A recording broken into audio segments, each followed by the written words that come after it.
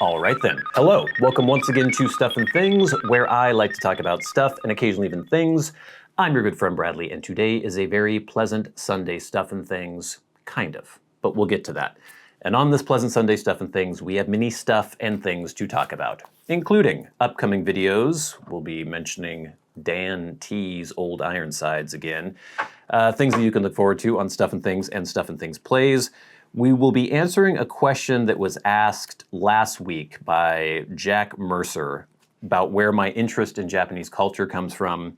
I'm going to have some music recommendations, or I guess one musical recommendation for you, something I've been listening to a lot lately.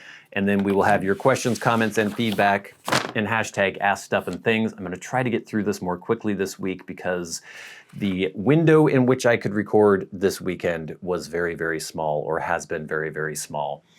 Anyway, let's get into it. Okay, before the upcoming videos, I am alone this week because Diamond is out of the country, which is fine. I'm glad that she has a chance to go travel and she's having a great time, and that is wonderful. And I'm trying to enjoy the bachelor life while she's away, eating large quantities of cheese, sitting around in my underwear, the things that bachelors do, I guess. But what it kind of really boils down to is that I miss her and I would rather she were here. I guess I don't rather she would here because she's having a good time, but that's been kind of a downer this week, but I'm fine. Don't worry about it. It's fine. The other thing is that I have been trying to record these videos. I did the old Ironsides full review and doing the Sunday video. I've been trying to record them all day, and various things have prevented me from being able to do it. And now I'm trying to cram it in and everything is crashing down around me. So you will forgive me if this video is a little more brief than it typically is. Videos that you can look forward to on Stuff and Things and Stuff and Things Plays. This coming week, the first impressions video for Old Ironsides will be out. I keep forgetting that you haven't seen that yet because I recorded it 2 weeks ago. Or maybe it was 1 week ago. I think it was 1 week ago. But I didn't post it yet. Last week was the video about this. My cool Hobbymaster 1/72nd scale Lockheed Martin F-22 Raptor. Check that out if you haven't yet. So, this coming week will be the first impressions for Old Ironsides. I just recorded the full review, and I had to record that full review because I was almost out of Old Ironsides because I liked it so much, and I had to quickly record that video. So I don't know if that video will come a week after the first impressions video or if I'll shove something else in between there. And then, of course, every Monday, Wednesday, and Saturday, we have Elden Ring. Oh, and I forgot, a new wallet is on its way to me to review. It was a company sent it to me, and I've been kind of saying no to wallet people lately. Quite a few people, well, not quite a few, but on a fairly regular basis, I will get contacted by a company saying, hey, look at this wallet. And they're all kind of the same. They're usually like a slim minimalist wallet. This one's a little different, so I thought I would check it out. But yeah, all that stuff's coming up and much more. I still have to do another Timeless Style video. That will be coming up soon as well. But lots of good stuff to look forward to on Stuff and Things and Stuff and Things Plays. All right, I said I was going to try to be quick, but I'm blathering on more than usual this week. We had a question last week from Jack Mercer, and Jack asked for me to explain where my interest in Japanese culture comes from. And I don't know that it really needs an explanation. I don't think Jack was being a jerk when he asked that. I'm sure he was just curious, but some people just, randomly get into things. I guess I could trace my interest in Japan to specific things, and I also need to preface this by saying that I'm not, there's that derogatory term, a weeaboo, is it? Yeah, weeaboo or a weeb. I'm not like obsessed and weird about Japanese culture. I just think that they have a lot of cool cultural output and a lot of things that I like. But anyway, it all started, and I'll try to be brief here, when I was a young child. And I was into Nintendo and video games as a small child. And I don't even really know where this came from or how I heard about this. It was just kind of in the ether. But I knew that Nintendo was made in Japan, and I knew that a lot of the games were made in Japan. And so I kind of had this feeling like, oh, Japan is cool. They make cool video games. So there was that. There were ninjas and samurai. Those are cool when you're a little kid. I like those. But the big thing that did it was when I was like, I don't know, 11, 12 years old maybe, my best friend, was I that old? Maybe I was a little older, or maybe younger. I can't remember. Maybe about 11 or 12. My very good friend, Jeff, had an exchange student come and stay with him, and her name was Miho. And I thought she was really cool. And I was 11 or 12, and it was like, wow, here's somebody, because I grew up in a pretty sheltered environment, didn't come into contact with people from different cultures very often. And here was this person who hardly spoke English at all. She mostly just spoke Japanese, and none of us spoke Japanese. So I really enjoyed interacting with her. I would hang out at Jeff's house while she was there and try to communicate with her and make myself understood. I think I probably had a bit of a crush on her too, mostly just because she was so different, like from a different culture, and I wasn't used to that. I remember trying to show her Super Mario Brothers 2 and saying, oh, it's Super Mario Brothers 2, and she was like, what? She didn't understand what was going on because in Japan, Super Mario Brothers 2 was a totally different game. Anyway, we won't get into that, but I was very, very interested in her, and by proxy, more interested in Japan. And then it all just kind of grew from there. I got into some like early anime when I was a kid. There was Robotech, and then in the 90s you had like Ninja Scroll and Vampire Hunter D and stuff like that. And it was just basically this bubbling up of interest. And it seems like my interest grew along with America's interest in Japanese culture and Japanese pop culture. Anime got more popular. I mean, the video game thing has always been going on.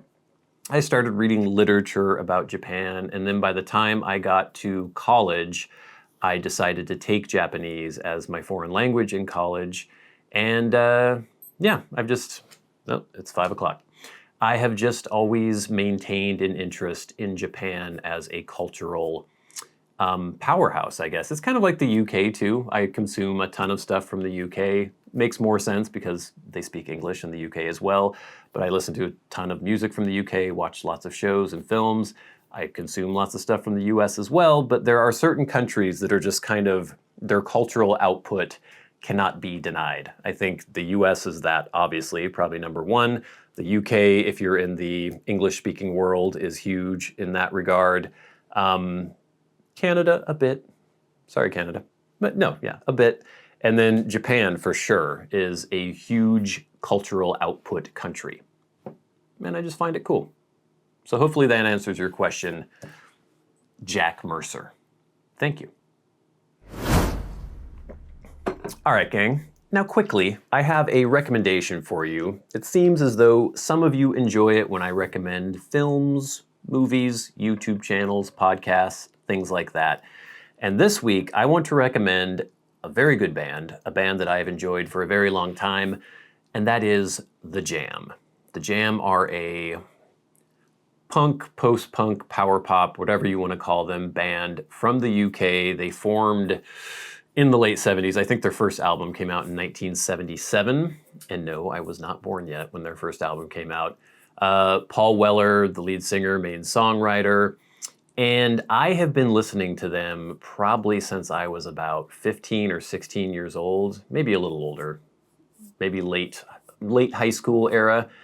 And I was really getting into punk at that time, but not the modern pop punk of bands like Green Day, who I loathe, but original punk, stuff from the UK in the late 70s, and also the Ramones, you know, the Sex Pistols. I got into the Buzzcocks, I got into the Clash, all that stuff. And the Jam, even though I wouldn't really call them punk, most of their output, they sort of were grouped into that at the time, for me anyway, when I was getting into this music.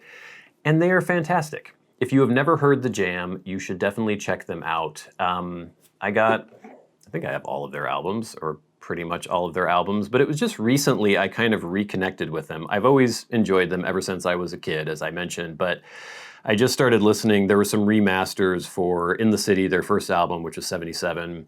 Then I believe it was This Is the Modern World was 77 as well. And then All Mod Cons was 78. And then, what else do I have here? Sound effects is fantastic. They're all good. Almost every track on every single album is really good. You can see a musical progression very clearly from their first album, In the City, when Paul Weller was 19, I think, when In the City came out, and it's still very impressive.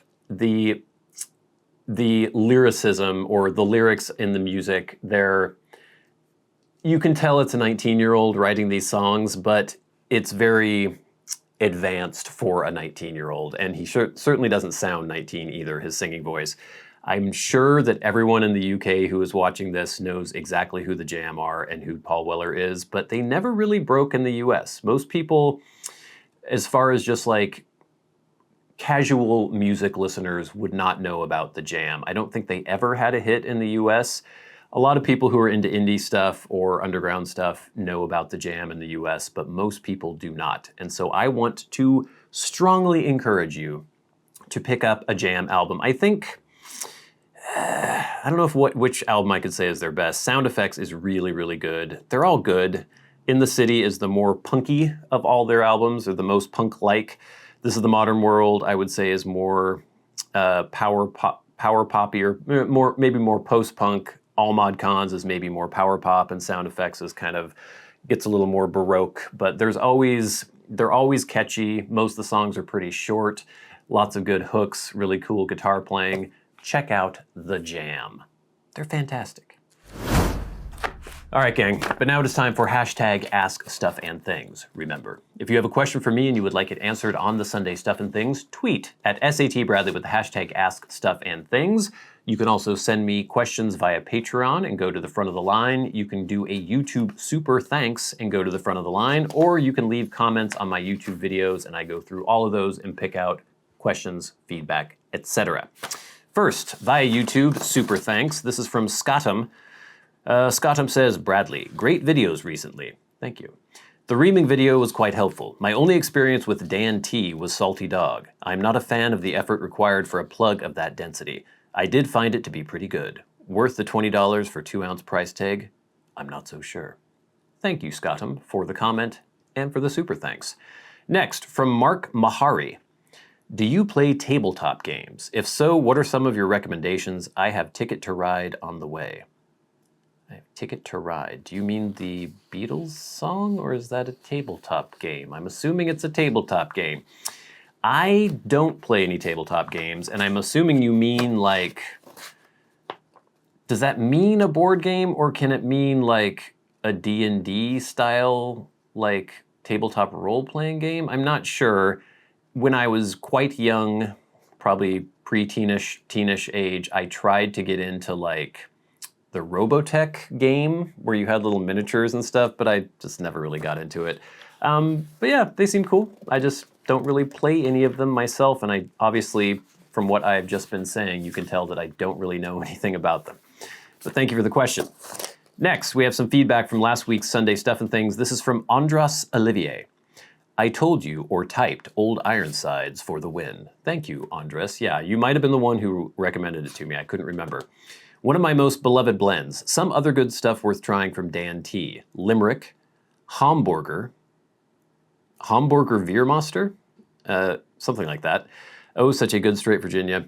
Cock Robin, Askanian #2, Gordon Pym, Midnight Ride, Holy's Discovery, I think, or you can pretty well grab any Latakia unscented blend. Billy Bailey's, Balkan or Best Blend, or any London blend, for example. Cheers. All right, thank you, Andras, very much, Andras, for those recommendations, and I will definitely be checking out more Dan T's in the future. In fact, yeah, I may have one coming soon, so I'll let you guys know. Next, from Magnus Nielsen. Casio watches are great retro fun. I just got a DW290, the same one Tom Cruise wore in the first Mission Impossible movie. You can get a lot of very affordable Casios that are literally historical design icons. And yes, that's true. They still make, or they have reissued, a lot of their really old designs from the 80s that I recognized from when I was a little kid, and it's pretty cool. I might want to pick some of those up for nostalgia's sake. Next, from Cartio.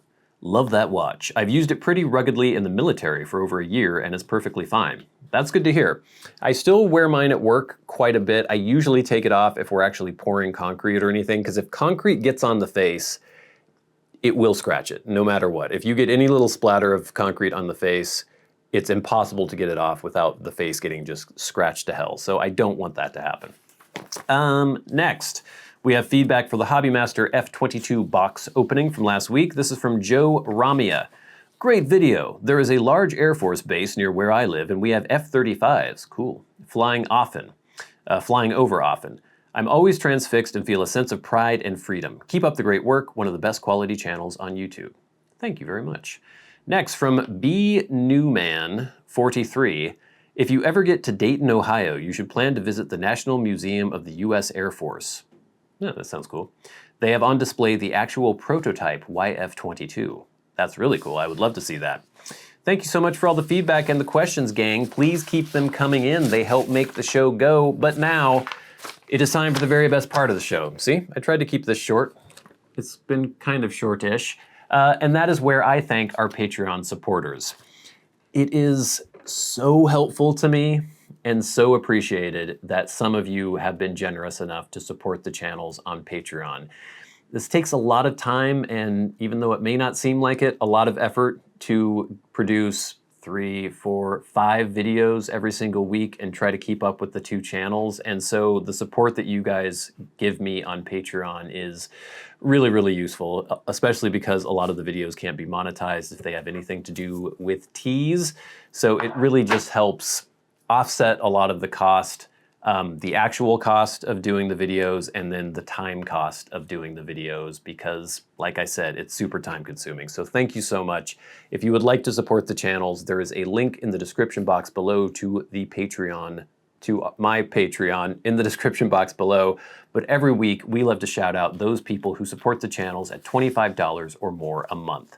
People like Kirk Crompton, Glenn Dunnington, Jason Buckner, Gloria Phillips, MDoftheNorth, David Gaudreau, Nick Papageorgio, and Finn O'Hagan. And of course, the sole member of the Maniac tier, our good friend, stolid and dependable Bob Magee, and we will never forget our good friend, the dearly departed Peter Straub, member of the Hall of Fame. Gang, thank you so much for watching. Thank you so much for your support, for subscribing, for liking, for commenting, all that good stuff. Please stay tuned for the old Ironsides first impressions video coming up this week. The full review coming up either the week after or the week after that. A new wallet that I'll be reviewing on the channel every Monday, Wednesday, and Saturday. The Elden Ring series continuing. But until next time, until we meet again, I've been your good friend Bradley. You've been the audience. This has been Stuff and Things on a very pleasant Sunday Stuff and Things. I'll see you later. Go eat a big hunk of cheese in my underwear.